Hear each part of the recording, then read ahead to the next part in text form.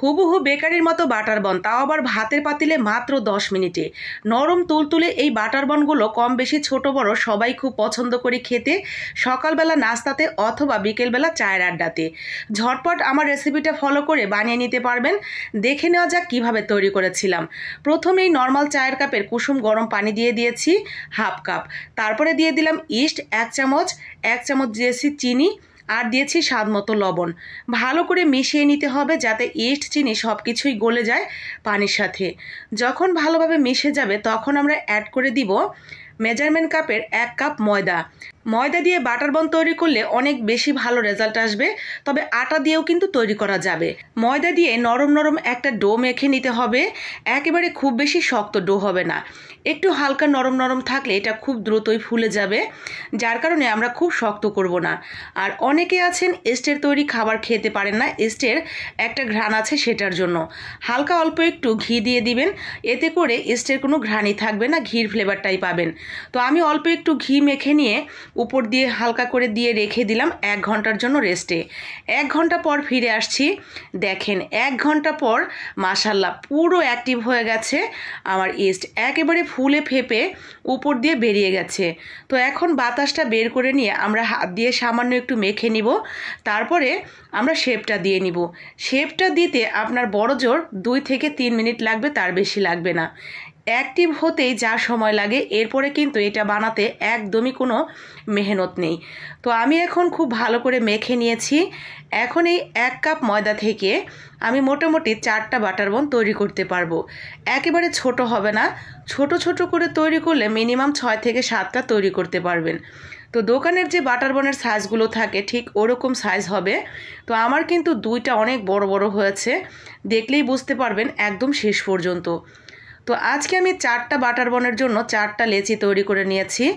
এখন দোকানের যে বাটার বনগুলো থাকে সেগুলোর মতো শেপ দেওয়ার জন্য পুরো লেচিটাকেই এরকম দড়ির মতো করে বানিয়ে নিয়েছি। এখন জাস্ট এভাবে ঘুরিয়ে নেব, আর একদম নিচের দিকে একটু অংশ বাকি রেখে 2 দিক থেকে এইভাবে একটা প্যাঁচ দিয়ে দিব। ব্যাস হয়ে গেছে।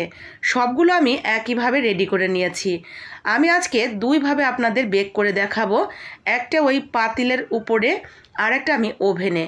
ওভেনে এবং পাতিলে 2টা রেজাল্ট কিন্তু আকাশ পাতাল তফাৎ। তবে হবে না যে তা কিন্তু না, বরং ওভেনের থেকে পাতিলে আরও অনেক বেশি তাড়াতাড়ি হয়ে যায়, শুধুমাত্র কালারের জন্য একটু এদিক সেদিক দেখা যায়। তো আমি সেমভাবে সবগুলো তৈরি করে নিয়েছি, আর এইভাবে তৈরি করে আপনাকে রেস্টে রেখে দিতে হবে প্রায় 20 থেকে 30 মিনিটের জন্য। এতে করে আবার কিন্তু এই বাটার বনগুলো ফুলে দ্বিগুণ হয়ে যাবে। ঠিক তখন আমি এখানে একটা ডিমের কুসুম ভেঙে নিয়েছি। এখন ডিমের কুসুমটা আমি উপরে একটু ব্রাশ করে দিয়ে এইটা ওভেনে দিয়ে দিব 180-তে 10 থেকে 15 মিনিটের জন্য। 10-15 মিনিটের মধ্যেই কিন্তু এটা হয়ে যাবে, একদম ফুলে অনেকটা বড় হয়ে যাবে। আর বাকি যে 2টা আছে সেইটা আমি ভাতের পাতিলের মধ্যে আপনাদের বেক করে দেখাচ্ছি। ভাতের পাতিলে অথবা আপনারা যেভাবে কেক বেক করেন, নিচে একটা স্ট্যান্ড দিয়ে পাতিলের উপরে বসিয়ে দিয়ে ঢাকনা উপর থেকে ঢেকে দিলে সেইভাবেও কিন্তু হবে, তবে সেইটা একটু সময় সাপেক্ষ। আর এইভাবে যদি ভাতের পাতিলের উপরে দিয়ে দেন, এটা বড় জোর 4 থেকে 5 মিনিট, তার মধ্যেই এটা অ্যাক্টিভ হয়ে যায় আর ফুলেও যায়। দেখেন এটা মাত্র 2 মিনিট পরেই এরকম হয়ে গেছে। আঁচটা একেবারে লো করে রাখবেন, আর পাতিল যেহেতু খুবই পাতলা, খুব সহজেই কিন্তু এটা ফুলে যাবে। তো একদম লো আঁচে 10 মিনিট এভাবেই রেখে দিলে একদম পুরোপুরি ফুলে যাবে এবং কোনোভাবেই ভেতর থেকে আর কাঁচা থাকার কোনো সম্ভাবনা নেই।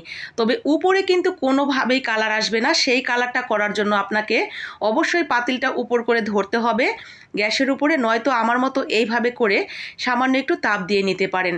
তবে কালার না আসলেও কিন্তু খেতে হুবহু একই রকম লাগবে, ফুলবেও ঠিক, নরম তুলতুলেও হবে।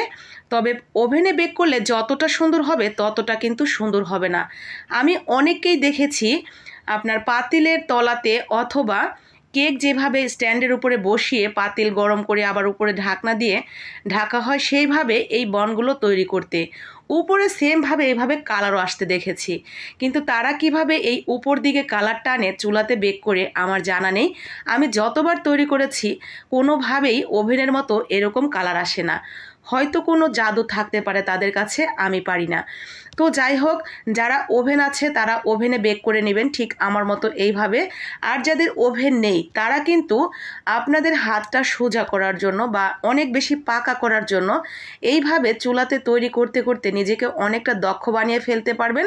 নিজেকে যখন দক্ষ বানিয়ে ফেলতে পারবেন তখন একটু একটু করে টাকা জমিয়ে একটা ওভেন কিনে ঠিক এইভাবে বিভিন্ন ধরনের রেসিপি তৈরি করে বাসার সবার মনোরঞ্জন করতে পারবেন। তো খুব সহজেই এই বাটার বন কিন্তু বাসায় তৈরি করে নেওয়া যায় হুবহু বেকারির মতো। খেতে ভীষণ মজার, সকালবেলা চায়ের আড্ডায় অথবা বিকেলবেলা চায়ের আড্ডায়। ভালো লাগলে লাইক কমেন্ট শেয়ার